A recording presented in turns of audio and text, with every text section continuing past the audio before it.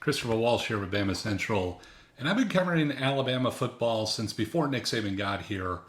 And I'm kind of reminded of a press conference years ago that I was kind of sitting in the second row and I was studying the coach, and he kind of looked at me funny, like, "What are you doing?"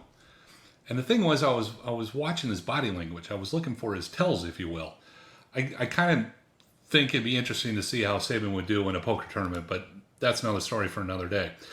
And Saban has obviously been working on his public speaking, if you will, how he wants to portray himself, how he wants to come across to recruits behind the podium. But even so, Wednesday night's press conference, I thought it was incredibly telling.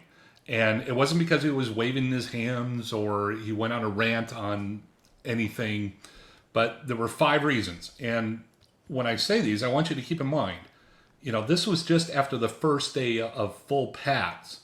One day, really, of full evaluation, if you will, for fall camp.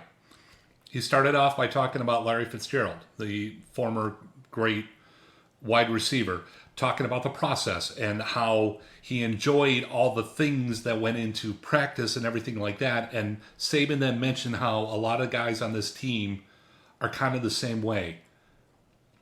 The leadership is bought in. And when your leadership is the returning Heisman Trophy winner and maybe the best pass rusher in college football, that's incredibly telling. Also is the fact that he talked about iron sharpens iron. Team's got a lot of talent.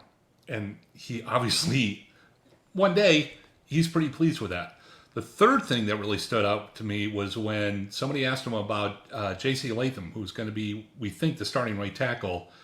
And he talked very favorably about him. If there was any question about Latham's ability to step in at right tackle, Saban would have given a much different answer. The offensive line is going to be a lot better than people think. Fourth, he raved about Chris Braswell. He raved about the third best pass rusher on the team.